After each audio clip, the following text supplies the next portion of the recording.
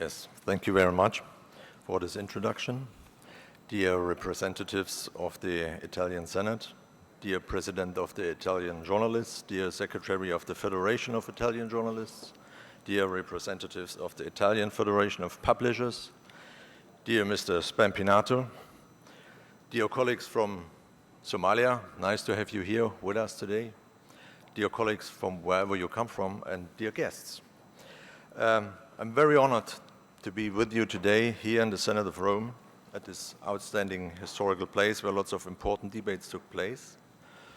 It's a big pleasure for me to introduce our newly established Pan-European Press Freedom Cooperative to you, a project which we have been working on for many years now, and we just had the General Assembly last week. Actually, this conference is one of our first public activities, and I would like to thank our partner Ossigeno Informazione and all our supporters very, very much for the possibility of meeting you. I brought you a little visualization. Maybe that helps you. It's very late in the afternoon and it's warm to stay awake. I see several persons already almost asleep. You all know we have quite a lot of organizations and actors in the field of media freedom on local, on regional, on national, on international levels all over Europe. And when I talk about Europe in this presentation, I talk about the geographical Europe, not only about the European Union. So the idea of our center is a very simple but a very precious one. As you see in this chart, uniting a part of the highly fragmented media freedom community and organizing solidarity. This is our slogan. So the center already brings together, wants to bring together in future even more, campaigning organizations, academics, investigative journalist organizations, the media industry, media lawyers, and journalist unions in order to fight for European standards for media freedom. And we already have a little history, as I already mentioned. In 2009, actually, that was the beginning, so to say, of the center when 48 editors-in-chief from all over Europe congregated and discussed over days and weeks even a European Charter on Freedom of the Press.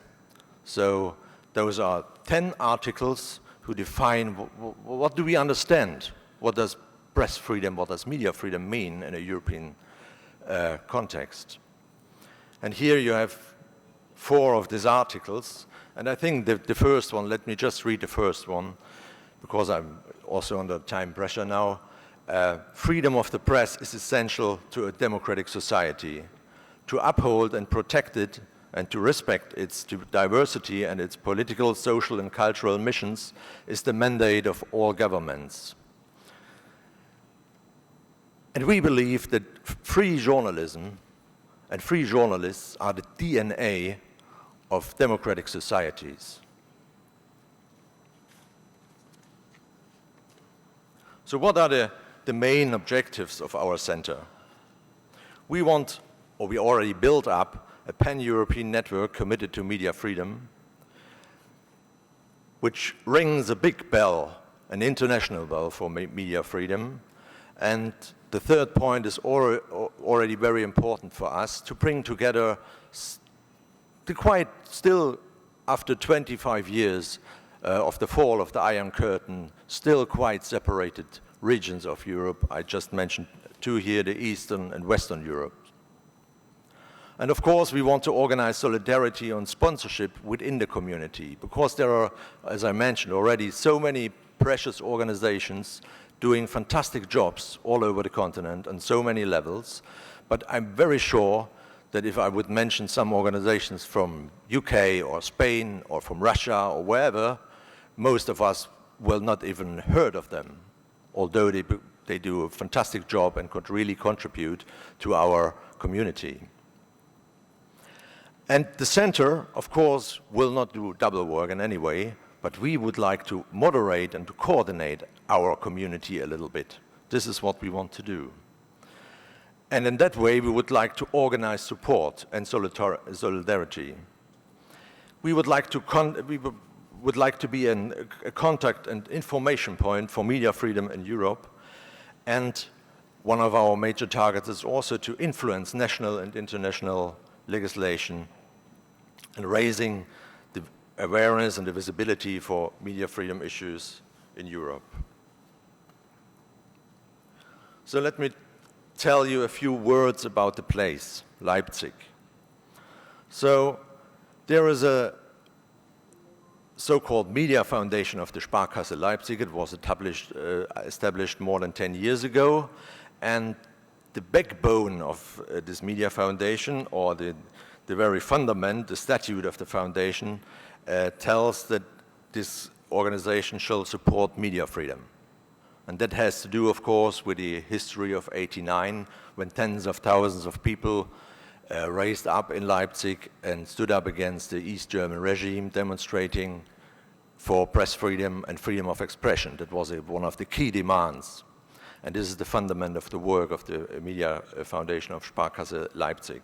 In the middle, you see this picture. These are the premises, very modern infrastructure. And a few years ago, the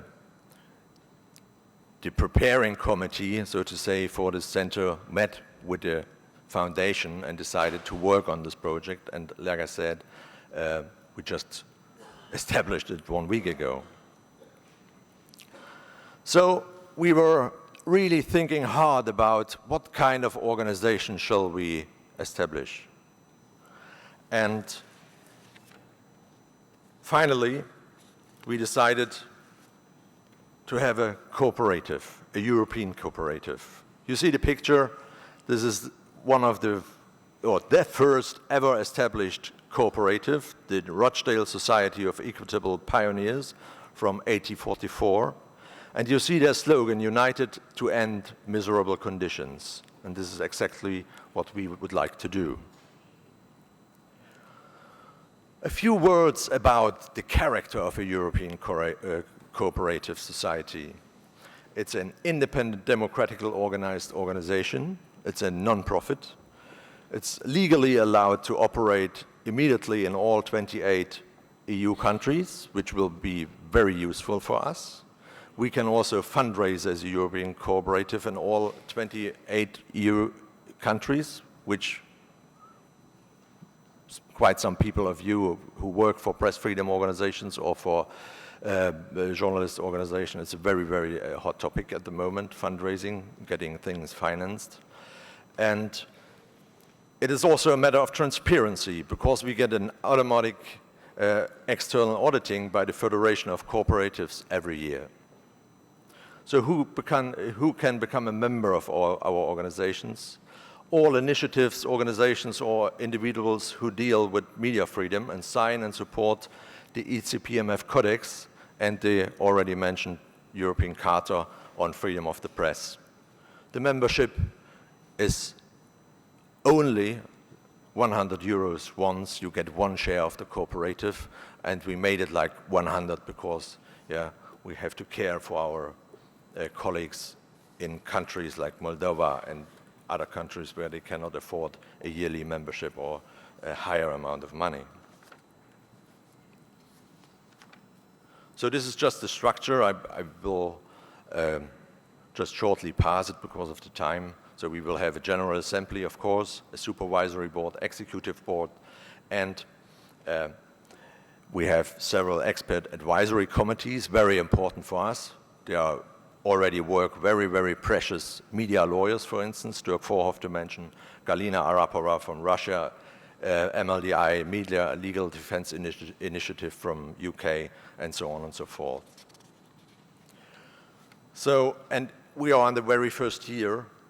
We just started in May, and these are our consortium partners in an EU Commission project, which we won just recently. This is Journalism Fund from Belgium, Ossigeno from Italy, you might know, Southeast Europe Media Organization from Austria, Osservatorio Balcani e Caucasio from Italy, the Institute for European Media Law from Germany, and the Media Foundation in Leipzig. Just a few words about the activities in the first year, so the startup activities, so to say. So we are about to establish our cooperative, so the staff recruitment is almost done. We had our constitutional assembly last week. We are in the middle of the legal registration process as a cooperative. It will be done by autumn. We will establish all the committees and boards by autumn, and we are developing our member network. We will have a lot of supporting activities, not doing it on our own, but by organizing it and by harmonizing the activities of our members.